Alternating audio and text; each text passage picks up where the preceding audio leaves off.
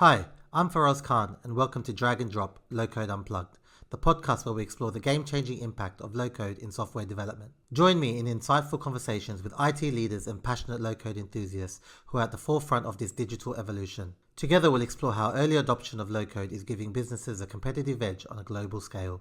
We'll discuss its impact on software development, dissect its role in transforming businesses, and uncover the ways in which it's reshaping career trajectories. So whether you're a seasoned IT professional or a curious enthusiast, be sure to tune in as we share success stories and unravel the mysteries of low code. Subscribe now and stay tuned for a front row seat to the revolution that's shaping the future of technology.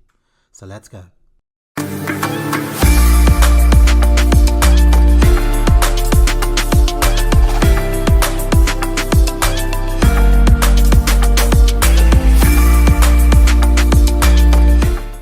Hi Matt, how are you? I'm doing well today. How are you doing, sir?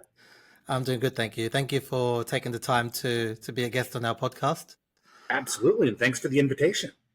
No, I appreciate it. I know we've been talking for a while and I've seen some kind of, articles about, what you've done. So I thought it'd be good to have you on and speak to you in person and hear a bit more about it. And appreciate that. Now it's been an interesting journey to say the least. Well, it'd be good to kind of kick off with, a bit about, for those who don't know who you are, a bit about yourself, who you are, where you're from. Yep, absolutely. So I'm Matt Montano. I'm one of the founders of CasinoSoft. We are a kind of niche market company that focuses on brick-and-mortar casinos. In the past couple of years, we've really expanded into the sports betting and the iGaming and the sweepstakes casinos that are starting to take hold around the world. And primarily we focused in two very specific niches, basically anti-money laundering and taxation. So with that, that's kind of what we do.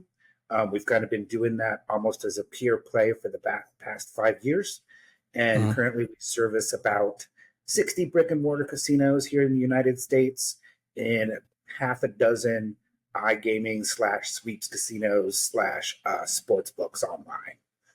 So, and when you decided to, what was the reason behind founding CasinoSoft? What was did you have a background kind of that, led to this or? Not particularly. So, Really? Yeah, I got started in IT in college way back when I was working swing shift tech support for Sun Microsystems.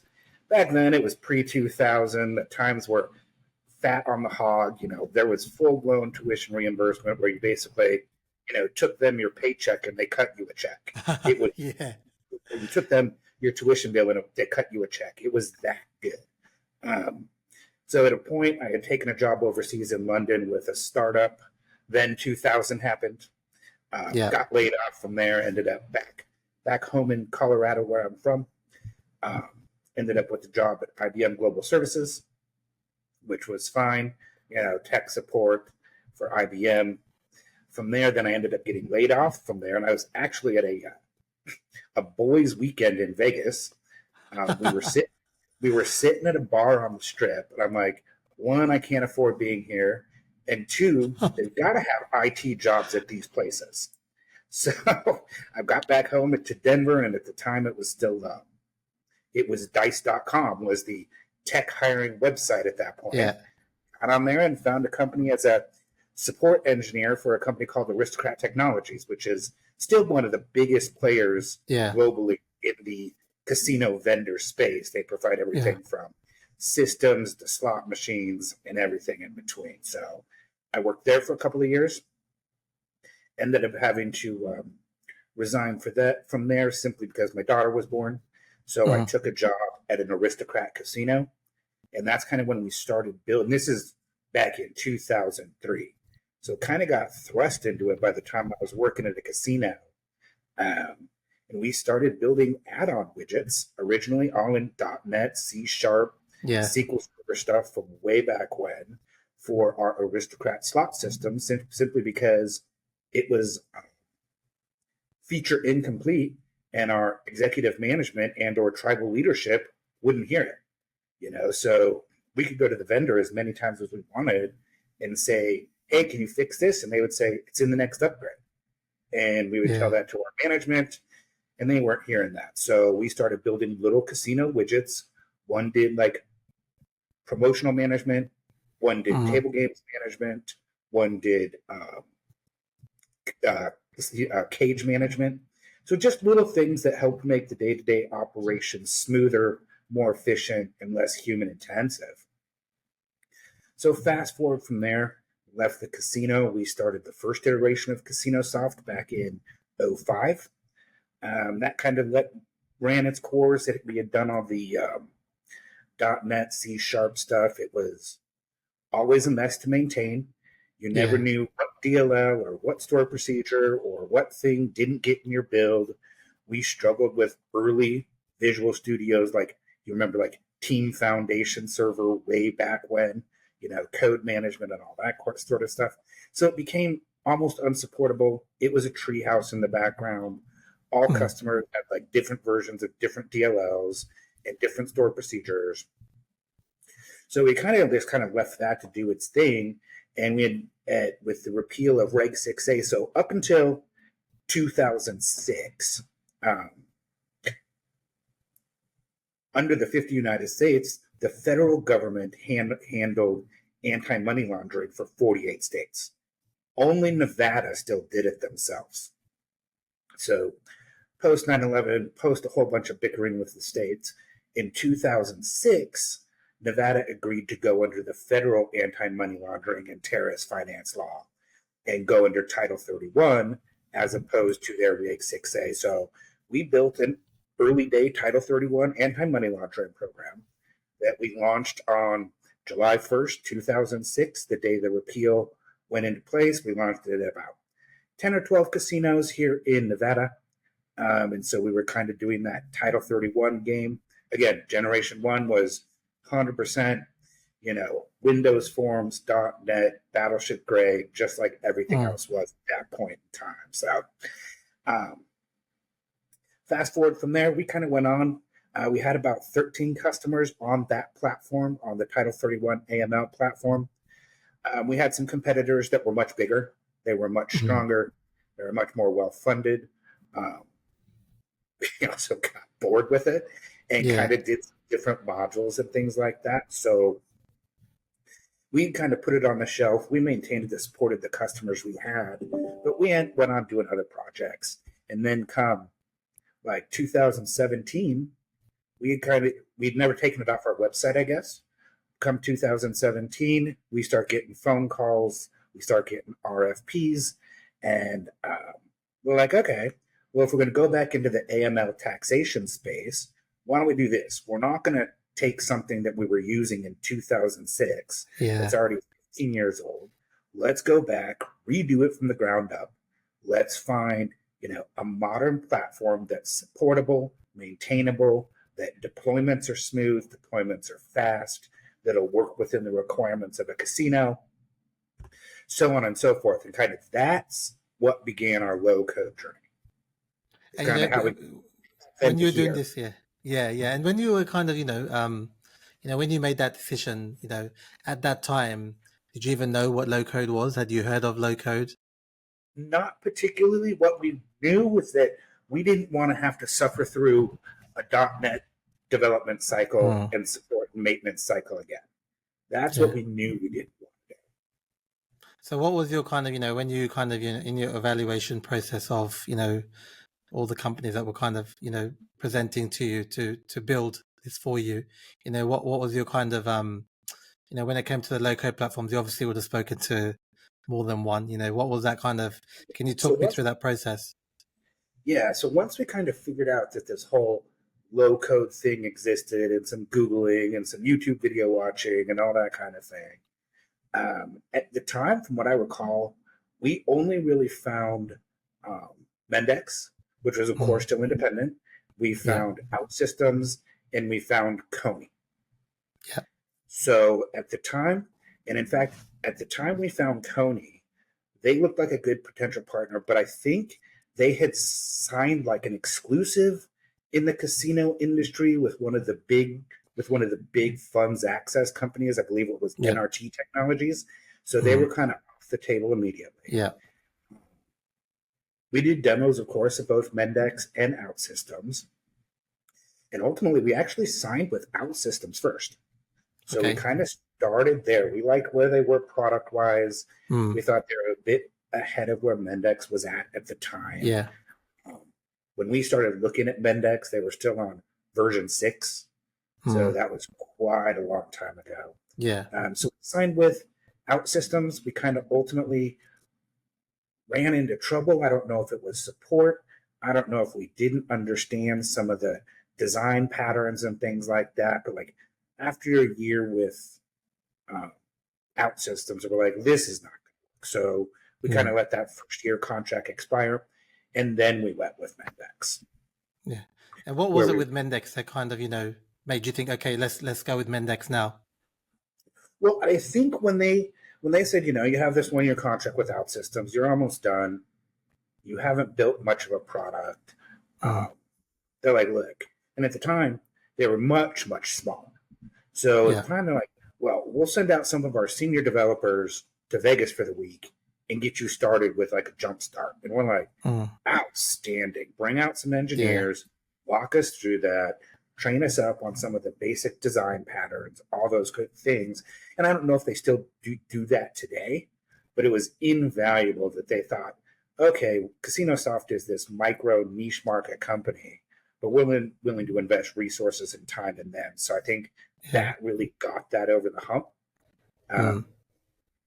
And we started building out that first generation that ultimately launched in Q4 of 2018. Wow. So, and someone who you've seen things built in .NET C# for a number of years. What was your kind of first? You obviously you were lucky enough to use both. And they're both great platforms. What was your kind of first impressions of low code?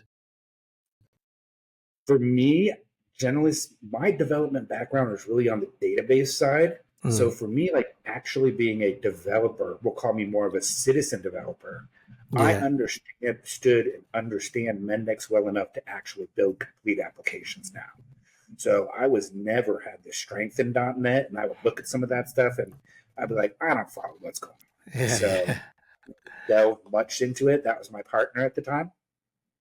So for me, it really gave me a vision of how I could build these various different ideas I had into the platform, and I could actually do it instead of trying to instruct someone to create the idea that's in my head.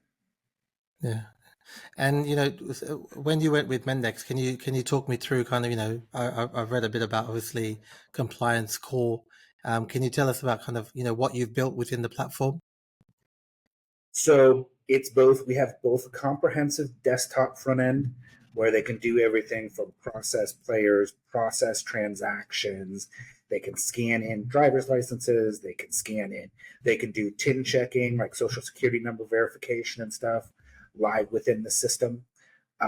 They can add all types of different documents, be it federal, W-9 forms, which are social security number affidavits. They can sign. They can do their tax forms, i.e. like the W-2G, the 1099s, and all that type of stuff. All this required government paperwork that every casino in the nation is required to process. But I think what's really propelled us forward is on the anti-money laundering side, they have all these different documents. All of them end up on, this required federal filings with the government. It's a document called a CTR, or a current currency transaction report. All these transactions accumulate up everywhere, particularly in the casino. So I think one of Mendix's key features is its flexibility and integrations. So be it, REST APIs, even older SOAP APIs, SQL integrations, Oracle integrations. That's been critical for us because even the average small casino might have transactions that are required to be filed coming from 5, 10 different discrete systems. So we're communicating with the system that controls the slot machines, the system that controls the table games, the system that controls the sports betting. All of those have to be pulled distinctly into CasinoSoft, aggregated all together to generate those filings with the federal government.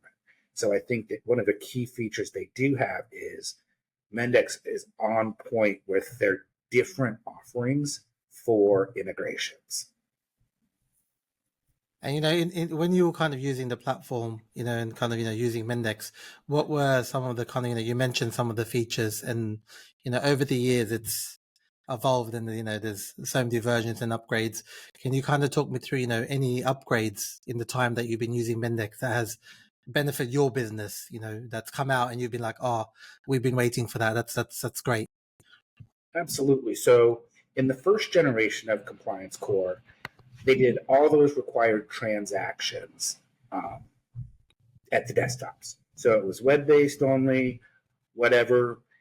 Even when the transaction happened at a slot machine or the transaction happened at a table game, they still had to go find a workstation, collect all the information, and process it by hand. In the second generation, particularly for slot jackpots, we made it so, okay, the slot attendant, you win a jackpot, the slot attendant goes out, hey, congratulations, you won a jackpot, you're all exciting. Well, the second generation introduced the mobile app, where the slot attendants could go and say, oh, congratulations on your win. Hey, I need to see your ID. We need to do a TIN check. We need to collect whatever we need to collect from you. And they've never left the customer's side. So they're still right there. Thank you. Congrats. Would you like us to email your tax form? All the anti-money laundering checks are done. We've done the TIN check. We've looked them up on the terrorist watch list. And at the very end, hey, do you want me to email your tax form? They can send that, and they can unlock that game. So I think that proved a game changer in moving some of the transactional workflow to the iPads. It's where the customers really saw it as, okay, well, we have to do all this compliance work anyway, but now we can do it with a huge customer benefit. Yeah. Because all of a sudden, when a jackpot payout used to take an hour, because they had to go back to the back office, do all this checking and all that kind of stuff, now they can do it with that customer right there beside them in 10 minutes. Wow. Next finish.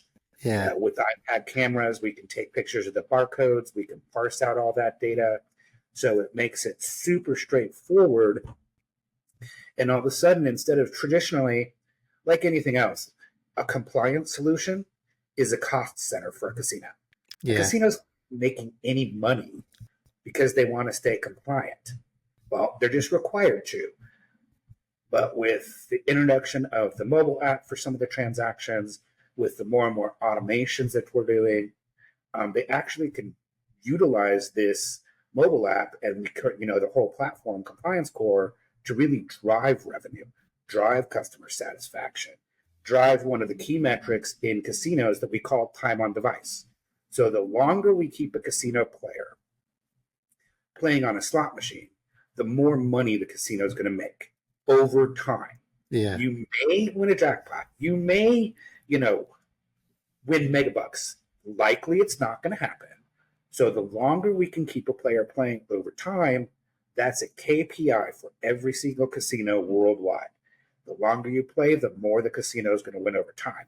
So now, if we take that jackpot and take it from an hour where the game's locked up, the player can't play, they're processing out all the information, and we take it down to 5 or 10 minutes before we have that game unlocked.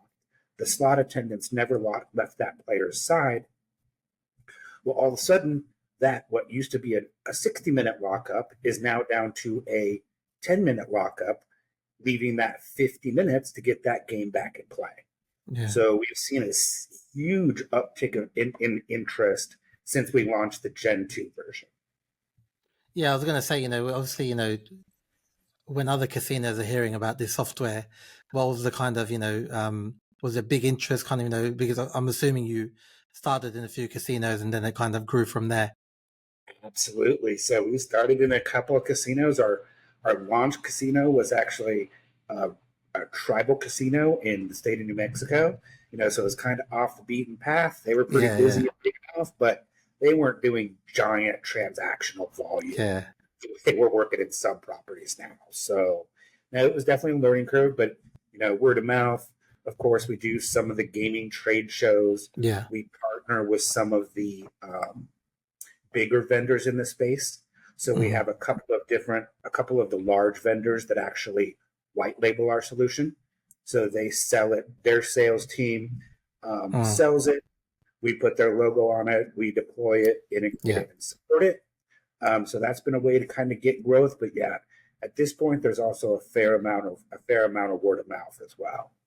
Yeah, and I think it's great that you've got that option to white label as well, and it opens up your business to a whole load of other casinos that maybe you wouldn't be able to have access to.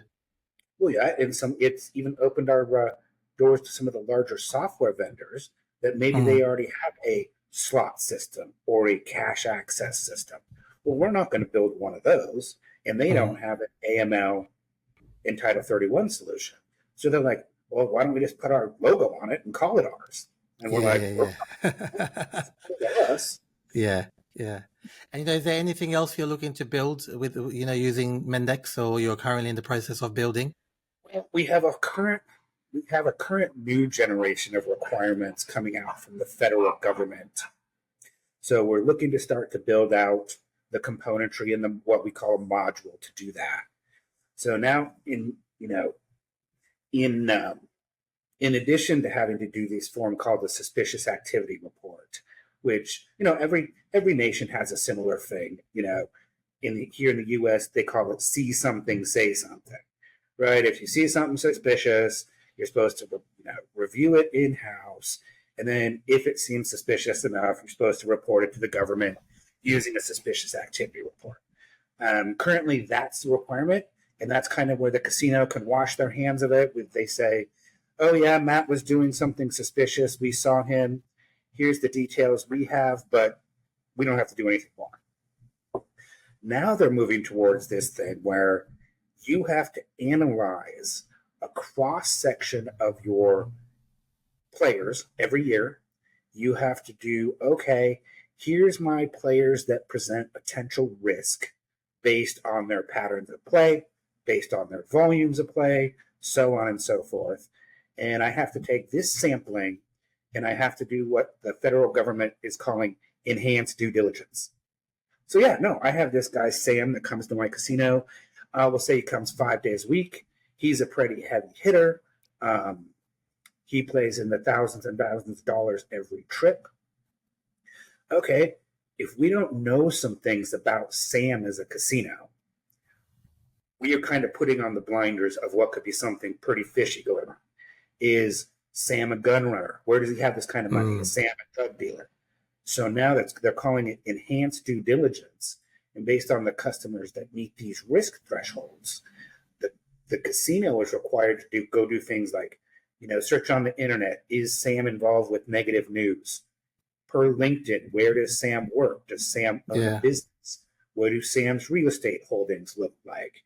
Is he a crazy person on Facebook posting weird stuff? That type of thing. And they have to compile all that into what they call an enhanced due diligence report. So we're working on a module right now to support that new and improved anti-money laundering requirement. That's quite interesting. And in regards to kind of building, obviously a lot of companies, when they adopt low-code platforms, they either build a team themselves, use a consulting partner. How did you kind of what kind of structure or team model did you go for? We are really more of kind of the OEM ISV model. So most of our casinos don't even really know Mendix is under the hood. Except when IT calls and says, can we stop and start the service? They're not even real familiar that Mendix is under the hood. Generally, we don't do any expanded development. So we don't pull the casinos into forks or anything like that. We kind of keep them all on the same build because the requirement set is so tight. So if we implement enhancements or functional fixes or things like that, we actually keep it all in a mainline package that then we deploy to the customers through a series of upgrades, each one at the same, each one at a time. Okay. And you built some great stuff in Mendix, but obviously every piece of technology has frustrations, right? And Absolutely. nothing's perfect. So, Can you tell me about, any kind of, roadblocks, any issues you had during the implementation? so Mendix doesn't really have a good scanning solution per se. So when we generate all these documents, but we wanted to have a paperless workflow at the end. We understand that casinos love their paper. We understand that auditors love their paper. We still need wet signatures on plenty of documents, be it players, be it slot team members, so on and so forth. But we ultimately wanted all of our documentation digitized at the end. That's not something that was really, well, at the time, that was definitely not doable. I don't know if it's got better since. We ended up going with Fujitsu's NX platform for the scanning engine, their network scanners, which are high speed, rock solid, robust as it get. They're scanners that don't require a PC attached to them, so we can drive all those scanners from the server level. And then what we ended up doing is write that integration in the background via SQL Server to move all those scans from Fujitsu over to Mendix in the background. So that's kind of a particular project that we're like, I don't think we're going to get this done with pure play Mendix. We're going to have to go with a third party here. Yeah. We've had a couple of those, but honestly, not many. Yeah. So you would say, the platform, majority of the things you needed from it, you were able to get from it. Absolutely. Now, of course, we've had to, write some of our own Java widgets and things like that, but that ability to be, expandable and stuff like that via Java widgets, that's proven valuable. Again, the various different integration options that are already natively within Mendix. Really, at its heart, CasinoSoft is an aggregation and integration engine that brings all these required transactions together into one system that can consume them and spit out the reports that it needs to for the federal government. So I think some of those key features. So I'd say we probably do 90% of our work in Mendix. There's some like workflows with big data loads per se. Like if we're trying to analyze, 1 million transactions from a weekend or from a month for a larger casino, it still proves faster and more efficient to pass that off to like a SQL Server stored procedure, just because SQL is so much more efficient at handling, large data queries and things like that. But I'd say we're probably 95% native in Mendix. Wow. And I saw, you mentioned you would have been like a citizen developer when, coming into Mendix, and I've seen that, you're on LinkedIn, you're rapid certified and you're looking at advanced, I'm interested to know, as someone who classes themselves as a citizen developer, and, low code platforms tend to say it's quite, easy for, non-IT people to pick it up. As someone who has gone through that process, would you agree that it was quite easy for you to get kind of going pretty fast? So at the time I went out to Mendix's head office out in Boston. I took the week beginner's course, rapid certification. I took it in person, passed the test on Friday, went home that next week and looked at it. I'm like, I'm so confused. Coming from a SQL background where it's purely textual, I was so confused by some stuff. So the first 90 days were rough, but after I kind of got my arms around it, what's happening, how the system interacts together, what's dependent on what, how to do it, how to debug it, how to test through it. No, I think it's, I was pretty efficient within about, 90 days. Okay, that's still pretty good. Yeah, and I think part of it was helpful, at least having, a developer's logic as far as being a SQL developer for like a decade before that. So I knew, how functions worked, how stored procedures work, how all that stuff would work. So I understood all of that, applying, a lot of the same logic you would use in a stored procedure to a microflow is really pretty straightforward.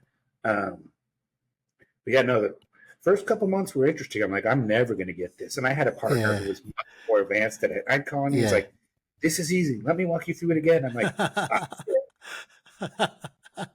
there was definitely that. Yeah. And, another thing that kind of, low code platforms, it's all about speed, right? They say that it's much faster than, traditional development, to build your apps. And, would you agree with that? As someone who, built out these systems, would you say it was, much faster than what you'd expected? Oh, absolutely. Without question. I knew in the .NET land how painful a group of buttons could be or a group of functions could be, the amount of debugging they could take. Mendix is night and day faster. Or you could look at it two ways as well. So it's faster to do it with your same team, or your team can do it at the same speed it would take as .NET with a team 1/10 the size. So depending kind of what you're looking to achieve, either speed or cost, you can kind of achieve both of those to a degree, depending upon what you want from a solution like Mendix. Yeah, and did you find, when you were kind of developing, and if there was something that needed changing, the process of changing that is much faster than, another kind of month or 2 months to change something? Absolutely. So with Mendix, we can do bug fixes, code changes, custom requests on the fly. There's no time that our team has gone out to an install at a casino, particularly one of any sizable size, and a casino said, it'd be really nice to have this button here that did that. 99% of the time, we can get that deployed, we can get that coded, tested, and deployed while the team's still on site at the casino. So that's amazing. And a big topic that's been around is obviously AI. Everyone's talking about AI, and Mendix is released Maya, which is the AI feature as well. Is CasinoSoft leveraging AI in any way through Mendix or even outside of Mendix? So absolutely on our roadmap right now. We're still in the process of moving off of version 7 in our production app. We're in final QA on our app into 9. So we're going to go to 9. I know it's got some early AI features we want to utilize, particularly on kind of what I was talking to you about on the suspicious activity reporting, that enhanced due diligence reporting, things along the lines of, okay, we have these 3 models of suspicious activity behavior at casinos. So a player that does a whole bunch of cash transactions but doesn't play much. Why is he cashing checks? Why is he buying chips only to redeem those chips right away at the cage back for cash? But he doesn't play. So, as far as analyzing the volumes of data in CasinoSoft after training some suspicious activity rules, and there's probably 30 different rules in casinos, we'd want to train it. So we could utilize AI to go and then go through this. You pick out these bad actors for us and tell us which data, who we should run these reports on, and then ultimately train the AI to do 95% of that enhanced due diligence analysis 100% automatically. So it can go out and search the internet. It can go out and find your LinkedIn. It can go out and find your Facebook, pull out all those details. And again, so then this new enhanced due diligence requirement, it's number one cumbersome, but more importantly, it's time consuming. If I tell one of my, here's these 50 players in my casino, you need to go do this 2-page checklist and go research all this stuff on Google. Well, if he's good on Google, maybe it'll only take 2 hours. Well, if he stinks at Google, it might take him 8 hours. If you could automate that as much as possible, you save a massive amount of time. So again, they get that job done better. Those reports get generated. They get filed in the player's account. And they can either move on to the next tasks, or maybe you have 5 people that are, tasked with doing those enhanced due diligence reports today, but it really can be done with 2. So we're really looking to, in our next generation stuff, is utilize a number of AI functionalities, particularly on that side of the platform. Yeah, it's quite impressive. It'd be a great feature for even the person who's having to not do the job. Like it kind of streamlines everything much better for them. Exactly, because and it doesn't matter which federal government it is. This stuff is not designed nor required with the human that actually has to do it in mind. I mean, these forms are even the CTR form is, 6 pages of information to fill out for every single one. The SAR is like 10 pages. And it's cumbersome, it's time consuming. If we can automate 95 to 98% of that, well, that's saving someone, a whole bunch of time, stress, and headache that they would otherwise have. Yeah. And just the final question about obviously you mentioned at the beginning of the call, you guys do stuff outside of casinos as well, with other kind of gamings, is low code kind of part of your plans in any of those other kind of things we've got interest in? So what's interesting with that? So technically, only the quote unquote casinos are required to do Title 31 per the federal government. So it's casinos and banks are the two required industries to do that. But as these sports betting in the United States, as that's been legalized, as these iGaming casinos have been legalized, as these sweepstakes casinos are sprouting like wildfire across the United States, they're not technically required to do Title 31. But here's what's happened. What's happened is those business organizations, the sports books, the sweeps casinos, the iGaming, their banking partners have said, absolutely, you're required to do Title 31 if you want to continue to bank with us. Because we do not, nor will we, have to answer to the federal government about what's going on at your business without an AML plan.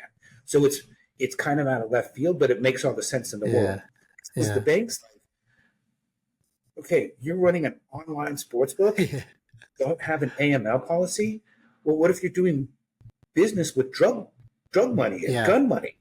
And so the banks have perked down the edict of a high risk casino gaming oriented business will do AML, or we just won't do business with you. So it's proven very interesting. And we're actually using the standard version of ComplianceCore to help them maintain their requirements as well. What we've done is, just develop APIs on the back end to work with the iGaming and sports betting software providers. That's really interesting. So they've basically got no choice but to still do it, just like the casinos. If they want to bank in they do. They have a choice. If they want to bank with the United States Bank, they don't have a choice. If they want to go offshore, more power to you when your state regulator.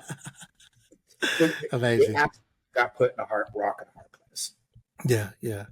Amazing. Well, I appreciate you taking the time, Matt, to speak to me and tell me about your journey with low code. And I think because you're still kind of delivering things and there's more to look forward to, that it'd be great to speak again sometime in the future. When you've delivered some, the background check and if you've got the AI features are all kind of used and more examples, it'd be great to. Yeah, we'd love to show it to you sometime. But let's talk that in the future and appreciate your time today putting this together. Amazing. Thanks, Matt. You are most welcome. Thank you for listening to today's episode, which is brought to you by iTrack. We are a leading staffing firm that solely specializes in supplying both contract and permanent low-code professionals to organizations globally. Navigating the niche landscape of the low-code market requires the best talent, and we recognize its critical importance for our clients. Whether you're a company looking to strengthen your team, an individual seeking the next career move, or someone entirely new to the world of low-code, we're here for you. Our extensive experience and in-depth market knowledge enables us to quickly pinpoint the ideal candidates while offering expert advice and support at every stage of your low-code journey. Reach out to us through our website or connect with me directly on LinkedIn. I'd be happy to assist you. Thank you once again for joining us today. We'll be back next week with another insightful episode. Until then, take care.